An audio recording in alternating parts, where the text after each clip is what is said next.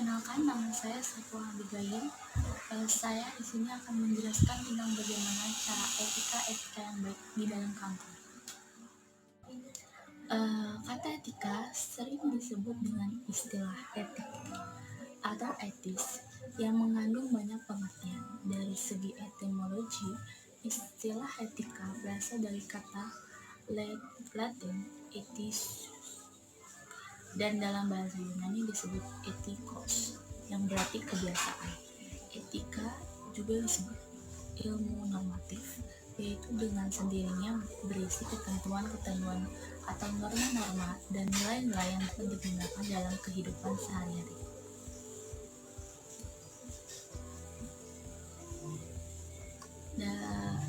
Etika diterapkan dalam percakapan, bertamu, berkunjung, maksimum, melayani atau menerima tamu, bertelepon, dan seterusnya. Yang pertama kita akan bahas etika bergaul. Setiap hari dalam pergaulan di kantor sudah tak terelakkan karena satu sama lain sering membutuhkan berinteraksi yang di dalamnya mencakup komunikasi interaksi, dan komunikasi akan berjalan dengan baik apabila kedua belah pihak saling menghormati dan mengerti akan hak dan kewajiban masing-masing. Nah, di sini akan saya jelaskan bagaimana memahami etika pergaulan adalah seperti berikut ini. Yang pertama adalah bersikap sopan santun dan ramah. Yang kedua, penuh perhatian terhadap orang lain atau empati. Yang ketiga, mampu menjaga perasaan orang lain. Yang keempat, berusaha untuk saling membantu bila melihat teman kerjanya membutuhkan bantuan. Yang terakhir adalah mampu mengendalikan emosi.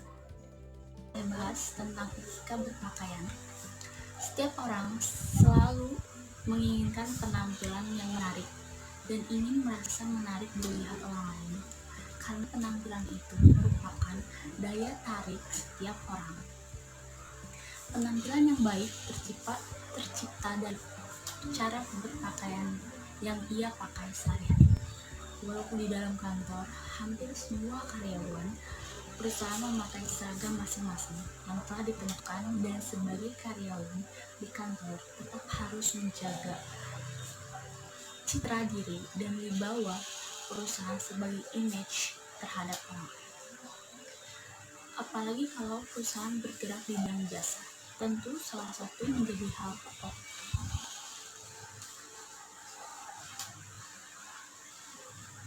Pakaian yang baik dan pas digunakan memberikan kesan anggun dan lebih profesional. Dan yang perlu dilaksanakan dalam berpakaian kantor adalah disesuaikan dengan jadwal atau model menurut selera tidak sesuai. Karyawan meski tetap harus menggunakan dan tidak boleh menolak. Di sini saya akan menjelaskan bagaimana cara etika berpakaian di kantor yang perlu diperhatikan. Yang pertama, gunakan pakaian dengan ukuran yang pas. Yang kedua, biasakan berpakaian rapi dan tidak keduluran. Mungkin kebesaran maksudnya. Yang ketiga, jangan merubah model tas. Tentang bagaimana cara menjaga hubungan dengan rekan kerja. Dalam lingkungan kerja, faktor kerja sama merupakan landasan utama agar pekerjaan bisa berhasil dengan baik dan minimal bisa mencapai sesuai yang diharapkan. Sering kita tidak menyadari keberhasilan karir kita sebenarnya akibat dorongan dan peran dari teman kerja. Oleh karena itu, binalah hubungan dengan kebersamaan dan ciptakan citra yang baik kepada sesama teman kerja. Dan selanjutnya saya akan memberitahu kiat yang sederhana agar dihormati oleh rekan kerja. Yang pertama, jadilah teman kerja sebagai mitra kerja, tetapi jangan menganggap teman kerja sebagai pesaing. Yang kedua, tumbuhkan rasa saling membantu satu sama lain. Yang ketiga, ingatkanlah teman sekerja ketika ada sedikit menyimpang. Yang keempat, jaga agar tidak menjadi konflik yang berkepanjangan. Yang selanjutnya, biasakan untuk berdiskusi yang bermanfaat. Selanjutnya, jangan menjelekkan atau menjatuhkan teman sekerja di hadapan atasan. Yang terakhir, hargai setiap teman sekerja sebagai manusia yang bermanfaat. Orang lain mempengaruhi orang lain dapat dilakukan dengan banyak cara yang positif. Bersikap ramah, menjadi pendengar setia, serta ringan tangan akan membuat orang lain merasa nyaman berada di dekat kita. Jangan lupa tunjukkan kualitas yang dimiliki sehingga mereka menganggap Anda sebagai orang yang diperhitungkan. Yang selanjutnya, hadapi masalah meski telah berusaha dengan baik.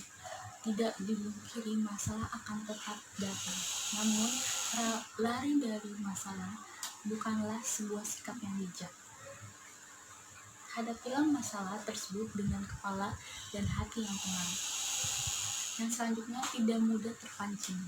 Ketika terjadi konflik di kantor, jangan mudah terpancing emosi, karena itu sangat tidak bagus dan tidak efektif untuk di dalam kantor. Apalagi melakukan tindakan karena terpengaruh provokasi. Berpikirlah secara jernih sehingga dapat mengambil sikap dengan objektif. Wassalamualaikum warahmatullahi wabarakatuh.